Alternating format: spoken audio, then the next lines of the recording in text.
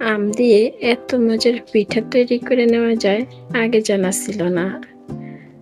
অল্প সময়ে অল্প উপকরণে দারুণ মজার এই পিঠা যদি সন্ধ্যার চায়ের টেবিলে থাকে তাহলে চায়ের আড্ডা কিন্তু বেশ জমে উঠবে।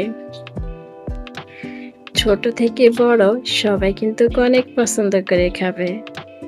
আম দিয়ে কিভাবে পিঠাগুলা বানিয়ে নিলাম তাহলে সবাই চলো ভিডিওটা দেখে আসি এক নজরে। বিসমিল্লাহির রহমানির রহিম। সবাইকে আসসালামু আলাইকুম। আমার নতুন আরেকটা ভিডিওতে সবাইকে জানাচ্ছি স্বাগতম। কেমন আছো সবাই? আশা করি তোমরা যে যেখানে আছো সবাই ভালো আছো। আলহামদুলিল্লাহ আমিও ভালো আছি। চলে আসলাম আজকে আবার আরও একটি ভিডিও নিয়ে। আশা করি আজকের ভিডিওটা তোমাদের সবার কাছে ভালো লাগবে।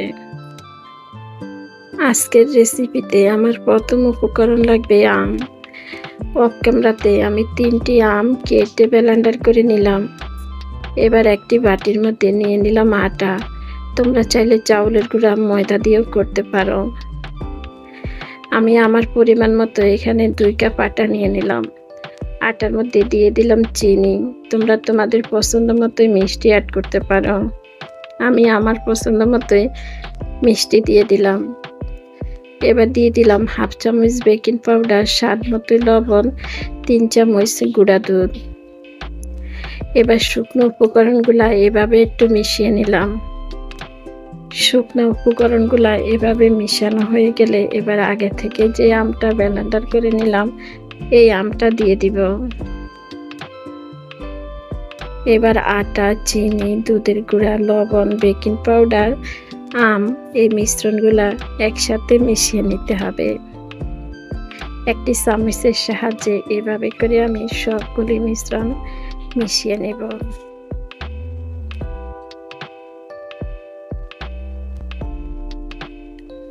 এবার অ্যাড করব পানি।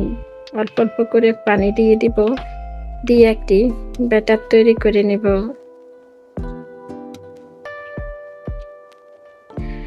পানিটা একবারে দিব না, অল্প অল্প করে পানি দিব। তোমরা যারা এখনো আম দিয়ে এই পিঠাগুলা খাওনি একবার এই পিঠাগুলা খেয়ে দেখতে পারো। আম দিয়ে অল্প সময় খুব মজার এই পিঠাগুলা একবার যদি খাও বারে বারে খেতে ইচ্ছে করবে। অনেক মজার এই পিঠাগুলা। আমের এই সিজনে সবার ঘরে কিন্তু আম থাকে।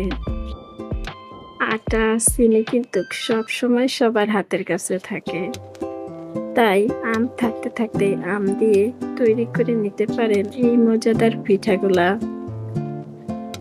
আম দিয়ে এই মজাদার পিঠা কিন্তু সবাই পছন্দ করবে। ছোট থেকে বড় সবার অনেক পছন্দ আম দিয়ে এই পিঠাগুলা। আমি কিন্তু আমের এই পিঠাগুলা প্রথমবার বানিয়েছি, আমার কাছে কিন্তু অনেক ভালো লাগলো। আম দিয়ে তেল পিঠা কিন্তু অনেক মজা হয়, আর তেল ছাড়াও আম দিয়ে পিঠাগুলো তৈরি করে নেওয়া যায়। যারা তেলের জিনিস খেতে পারে না বা খেতে চায় না তারা তেল ছাড়াও বাঁচতে পারেন।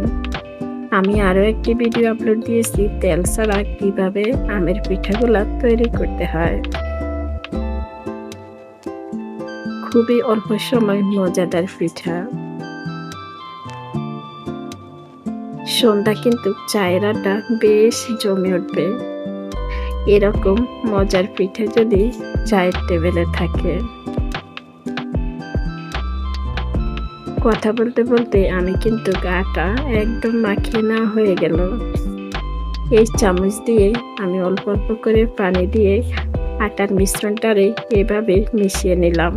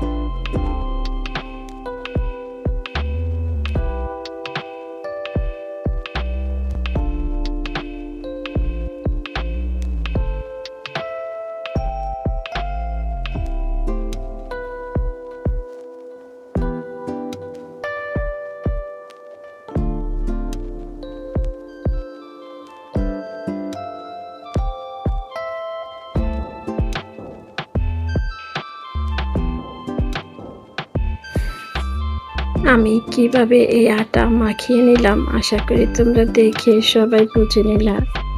আটাটা কিন্তু একদম মাখানো হয়ে গেছে, ঠিক এরকম একটি ব্যাটার তৈরি হয়েছে।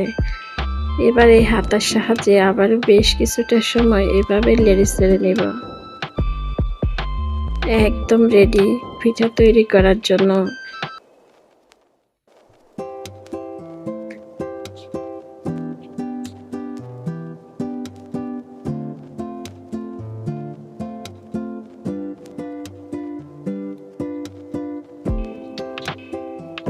এবার আমি চুলার মধ্যে একটি প্যান বসিয়ে দিয়ে পরিমাণ মতো তেল দিয়ে দিলাম। তেলটা যখন গরম হয়ে আসবে, একটি হাতার সাহায্যে 1 হাতা ব্যাটার এই তেলের মধ্যে দিয়ে দিব। তেলের মধ্যে দেওয়ার সাথে সাথে যে এত সুন্দর এই পিঠাটা তৈরি হয়ে যাবে, দেখে সত্যি অনেক ভালো লাগবে। খুবই সুন্দরভাবে এই পিঠাগুলা এত ফুলকো ফুলকো হয় যে বলে বোঝানো যাবে না। খুবই সুন্দর এই পিঠা তৈরি হয়ে গেল।